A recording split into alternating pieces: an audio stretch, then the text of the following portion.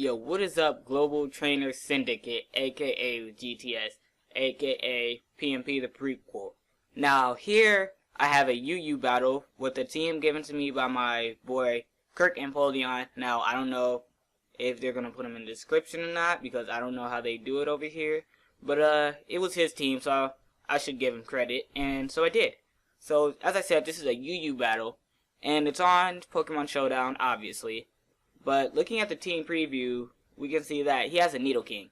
That thing is a threat to my team, just mainly because it's coverage. Like, for my Escavalier, it has Fire Blast. For my Claydol, it has Ice Beam. For my Empoleon, it has Thunderbolt. For my Bronzong, it has Fire Blast. So that's 4 of my team down.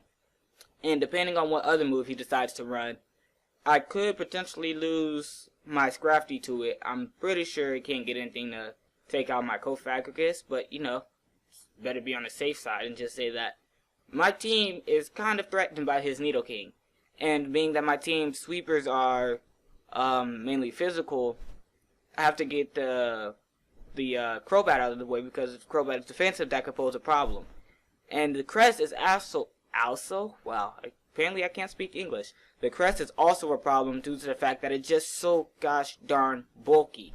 Like, Crest takes hits for days. So I need to try to get that out of the way as much as I can. But he decides to help me because, you know, he has a Hail team. So that's going to be whittled, his Crest is going to be whittled down every single turn that it's in. And seeing Walrein, I immediately think this guy's a Stalrein. Okay, I just gotta get my Escavalier in there to Iron Head it to death.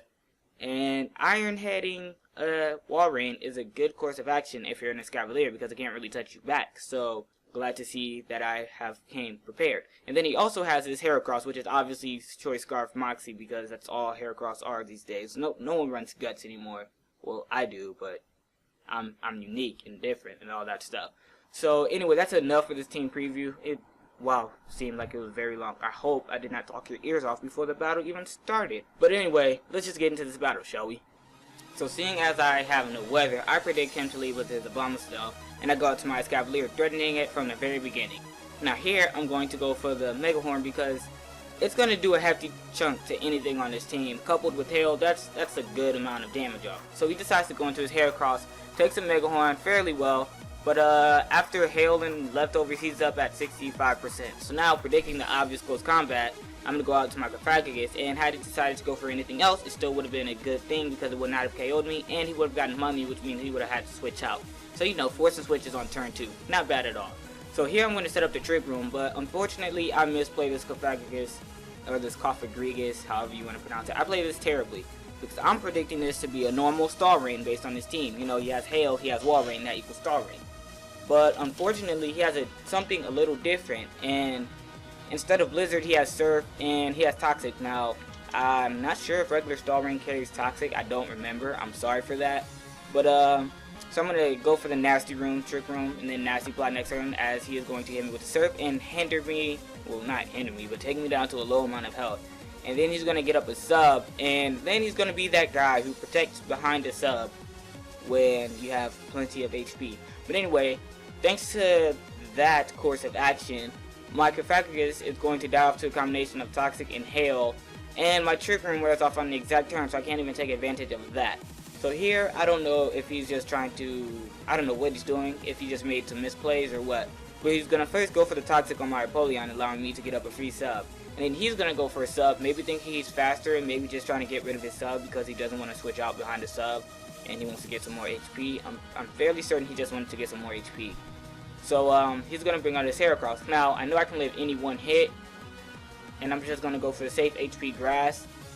And now that he has his Heracross out, knowing again I can take any one hit, I'm just going to go for a Scald. And the Scald is going to kill him, and it's not going to help that he got the defense drop. So that is all good and well. So now here he's going to decide to bring out his Nidoking. And Nidoking is a threat, but obvious T-Bolt is obvious, so I'm going to go out to my Claydol. And I'm going to take that T-Bolt due to the fact that I'm immune to it. And unfortunately the Hail allows me to see that I have, or allows him to see that I have lefties. But anyway, what other item does Claydol carry? Well, like Clay, I guess. So that makes sense. So here, predicting the Ice Beam, I'm going to switch out to my Bronzong.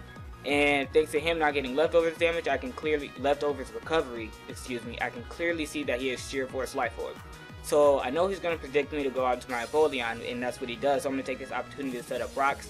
Now here, I don't know if he's going to predict or not, but I figure Bronzong has done his job, and it doesn't really help versus his team anyway. So I'm just going to let it die, and on the off chance that he doesn't go for the Fire Blast, and I can get off a Psychic. But he does, and he kills my Bronzong. So I bring in my Scrafty, and I go for the Drain Punch as he brings in his Crobat. And I just went for the Drain Punch just to see how much it does, just to kind of gauge what kind of Crobat this is. And honestly, that didn't tell me anything. I'm thinking it's attacking with a little bit of defense because, I mean, it's still a Drain Punch, but it's 4 times resisted. So maybe it's full attacking, maybe it has a little defense, I don't know. So I'm going to bring in my Empoleon on the obvious Brave Bird, and that works out perfectly for me because it puts me in Torrent range. And here, I should have went for the Scald because nothing wants to take a Scald. Even a Abomasnow in Torrent range, it doesn't want to take a Scald after Rocks damage. So I'm just going to go for the Ice Beam on the Crest, and I noticed that it was faster, but normally Crest can't do anything to me. But this one carries HP Grass, so yeah. So now I'm a Bug type, so I know he's going to want to switch out, so I'm going to go for the Pursue. And he brings out his Walrein, and here he makes some more misplays with his Walrein, and I'm not understanding this guy's train of thought here, because he goes for the Protect. That's natural. You'll know which misplay I'm talking about when he does it. Actually, I'll just tell you. So here he's just trying to stall me up to get to enough HP to make a sub, and he does. So I'm just going to immediately break the sub, and now he's out here naked with no sub and nothing. And also he doesn't have Ice Body on this, which is even more weird. Like, why would you run Walrein in the Hail but not run Ice Body? But he's going to go for the Protect, and he's going to get back up to 17%. And this is a play I was talking about. He's going to choose to fodder off his Abomasnow, and in doing so, also fodder off his Walrein, because it can't live Rocks damage. Now, if it was me, I would have just stayed in and killed the Walrein. Like, I would have tried to go for another Protect, but if I didn't get it, oh well, no skin off my back. And I just don't know why he did that. So he decides to bring in his Crest. I'm not going to try to predict this time. We're just going to go for the Mega Horn, and that takes out his Crest. So now the score is at 3-3, but he still has his threat here. So obvious Fire Blast is obvious, so I'm going to go out to my Claydol, and he does indeed go for the Fire Blast. And that's good for me because, I mean, I have an extra turn, and I know I can live one Ice Beam at 65%. So here I'm going to go for the Psychic, but I'm actually going to get critted, so yeah, no Psychic for me, and no living Ice Beam for me either. But his Nidoking is at a fairly low amount of HP, so I'm just going to go into Scrafty and go for the Drain Punch on the incoming Crobat, knowing it's coming in, not caring, because, I mean, he has two choices. Die to Hail, or go for Toxic when I have a Steel type, or go for Brave Bird when I have a Steel type. So he decides to go for the latter. He goes for the Brave Bird, and I'm going to go into my Escavalier. Not take it as well as I had hoped, but thanks to Brave Bird Recoil and Hail, he is going to die off, which means his only thing left that I have to worry about is his Nidoking.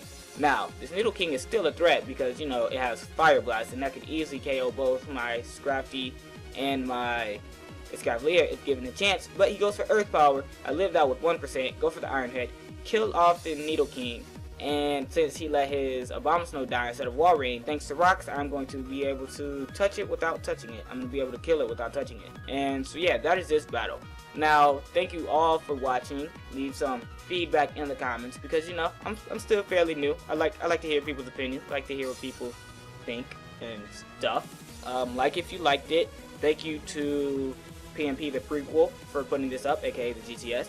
And yeah, remember, you are a rose in the field of daisies. Deuces.